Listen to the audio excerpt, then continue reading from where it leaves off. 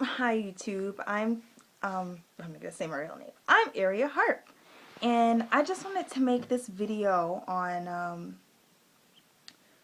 the case and my reaction, and also what I think needs to be done. So let's start with the case. So it was George Zimmerman, the defendant, versus Trayvon Martin, which is basically how the case is explained. Notice I said George Zimmerman versus Trayvon Martin because this case, even by the prosecutors, was explained from a perspective that defended the defendant. So it did not make any sense. But anyways, let me start with this. I'm 19, and I hope all my peers are aware of this. Like everyone my age, not just, African American females or African Americans. But this case is just a complete setup because let's explain what happened. Apparently there was a man, I'm going to refer that man, George Zimmerman, who, by the way, smiled when he got the not guilty verdict, even though he was so sorry he killed this. But anyway, let me start over. So, a man, George Zimmerman, he basically is, he's sitting in his car in the rain for whatever reason, watching the street. Okay, he's on neighborhood watch.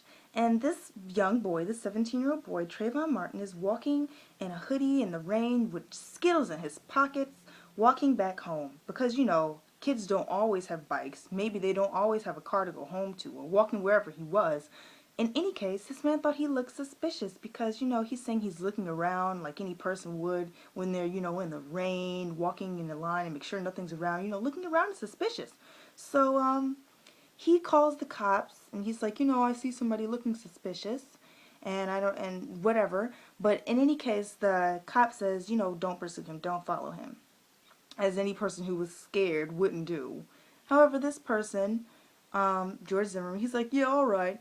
Gets out of his car, though, with his gun in his pocket. And he's like, I'm going to follow this boy. So he follows him. And somewhere between him following this young boy in the rain, approaching him in a way that no one knows how, because it's explained from Zimmerman's perspective of, I was self-defense. But anyway, yeah, so he's following this boy.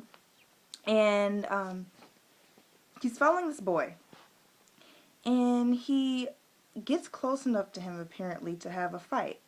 And in that fight, someone is killed and shot, and that boy is Trayvon Martin.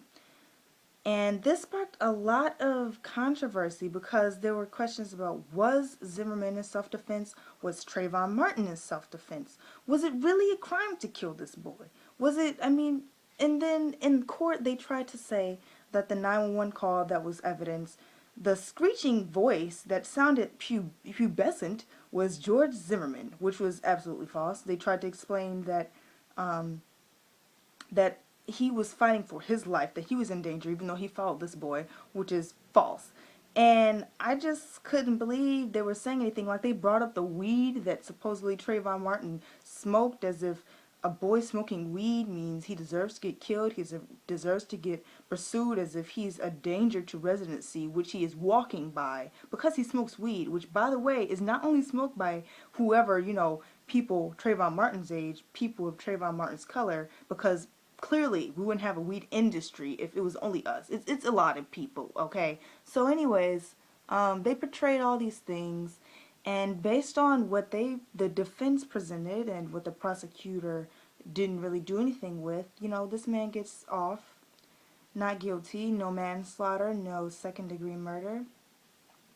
And I wasn't shocked because the stand your ground law basically says you can defend yourself in self-defense, and apparently following somebody with a gun when you think they're suspicious and getting in a fight with them means that you're defending yourself after you followed them, which is completely stupid, which makes no sense because aggravated harassment is what he was actually doing. Disrupting a residency with his gun is what he was actually doing. And this young boy walking did nothing. And they don't want to argue that side. I'm just really disappointed in the system. I can't explain enough how this issue should not be race for people. Because with every issue, maybe they do try to divide people on race, making people angry at each other. But don't get mad, because that's the agenda, okay? That is the agenda, and I hope a lot of you realize from this video that the real issue is apparently the stand your ground law in Texas. In other places, it's laws in general, and at a higher level, it is laws in general. We as a new people, a new generation, need to make new laws for the new things that are going on, for the new mindset we have, not for the old mindset. Replace all those older people who are influenced by their own agendas, who are actually negative, not the good people, but just the people who are spoiling cases like this, letting people like Zimmerman and Casey Anthony get off, who are not really enforcing justice.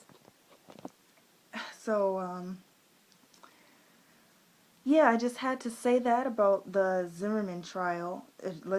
Zimmerman trial, because that really that was what it was, wasn't it? They were really trying to defend Zimmerman, not Trayvon Martin, because he was a dead boy, but he killed a boy. So that's all I have to say on that.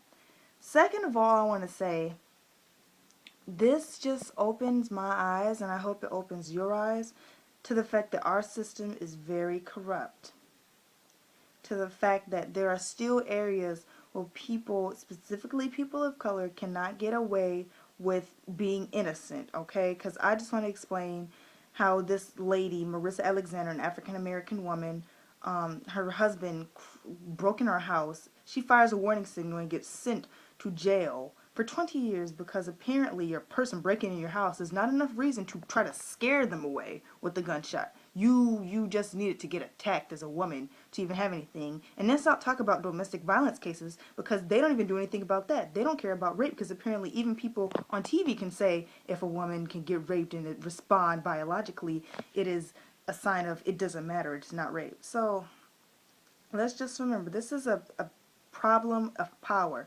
The people in power, the 5% who control the TVs, who control the government for the most part, which is why Obama, if you like him or don't like him, cannot really do anything without people supporting him who are really in power. He cannot get those businesses to give all the jobs because they don't want to. They don't like poor people. They believe in the trickling down. You can't convince people like that.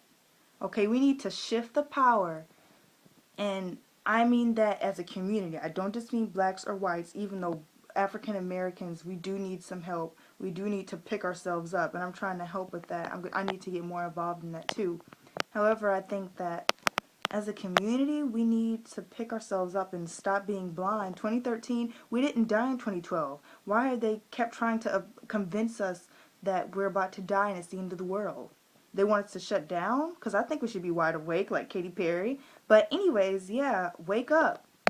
Wake up, young people. Wake up, any people who think that something's wrong. Know that you can make a change, because we, the people, are the only ones who can do anything. If we didn't buy gas, we could change the gas economy. If we didn't go vote, we could get in doomsday, or we could change everything. So just know you have the power, and you have to spread your opinions, your good opinions, to other people to make a change. If you want to change, you have to start it. Be the change that you want. I read that once. I don't remember who it was. Be the change you want to see.